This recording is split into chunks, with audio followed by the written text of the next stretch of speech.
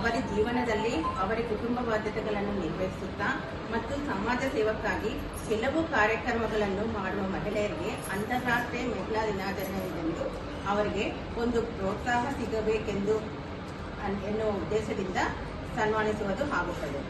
Doctor, pilot, engineer, teacher ಮುಂತಾದ ಎಲ್ಲ ರಂಗಗಳಲ್ಲಿ ಮಹಿಳೆಯರು ಪ್ರವೇಶವನ್ನು ಮಾಡಿ ಅವರ ಪ್ರತಿಭೆಯನ್ನು ತೋರಿಸಿ ಉತ್ತಮ ಮಹಿಳೆಯರು ಆಗಿದ್ದಾರೆ.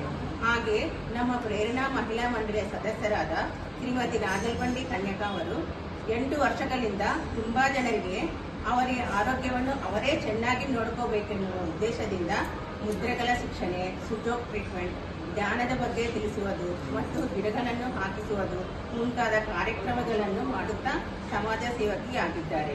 ಶ್ರೀಮತಿ ಕನ್ಯಕಾ ಅವರಿಗೆ ಅವರ ಜೀವನದಲ್ಲಿ ಸುಖ ಸಂತೋಷಗಳು ತುಂಬಿ ಆಯುಷ್ ಆರೋಗ್ಯಗಳು ಸಿಗಬೇಕೆಂದು ನಮ್ಮ ಪ್ರೇರಣಾ ಮಹಿಳಾ ಮಂಡಳಿಯ ಸದಸ್ಯರೆಲ್ಲರಿ ಪ್ರಾರ್ಥನೆ. ಈಗ ಶ್ರೀಮತಿ ಕನ್ಯಕಾ ಅವರಿಗೆ ಚಿಕ್ಕ ಸನ್ಮಾನ.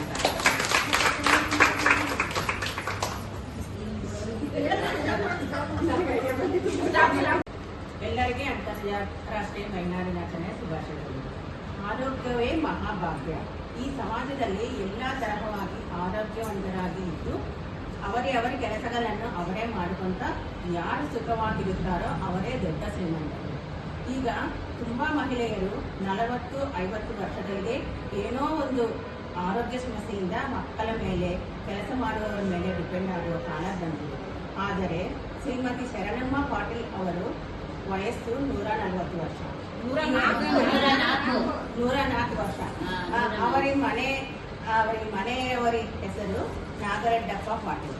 ಇವರು ದಿನನಿತ್ಯ ಕಾರ್ಯಕ್ರಮಗಳೆಲ್ಲ ಅವರೇ ಸ್ವಂತವಾಗಿ ಮಾಡಿಕೊಂತ ಅವರ ಮೊಮ್ಮಗಳಿಗೆ ಎಲ್ಲ ಕೆಲಸಗಳಲ್ಲಿ ಸಹಾಯವನ್ನು ಮಾಡುತ್ತಿದ್ದಾರೆ. ಶರಣಮ್ಮ ಅಜ್ಜಿಯವರಿಗೆ ಬರುವಂತ ಆಯುಷ್ ಆರೋಗ್ಯವನ್ನು ಕೊಟ್ಟು ಸುಖವಾಗಿ ನೋಡಬೇಕೆಂದು ನಮ್ಮ ಪ್ರೇರಣಾ ಮಹಿಳಾ ಮಂಡಳಿಯ ಎಲ್ಲ ಸದಸ್ಯರು ಆಶಿಸುತ್ತಿದ್ದಾರೆ. ಅಂತಾರಾಷ್ಟ್ರೀಯ ಮಹಿಳಾ ದಿನಾಚರಣೆ ಸಂದರ್ಭವಾಗಿ ಪ್ರೇರಣಾ ಮಹಿಳಾ ಮಂಡಳಿಯ ಸದಸ್ಯರೆಲ್ಲರಿಂದ ಶರಣಮ್ಮ ಪಾಟೀಲ್ ಅವರಿಗೆ ಸನ್ಮಾನ ಕಾರ್ಯಕ್ರಮವನ್ನು ಹಮ್ಮಿಕೊಂಡಿದ್ದೇವೆ. ಧನ್ಯವಾದ.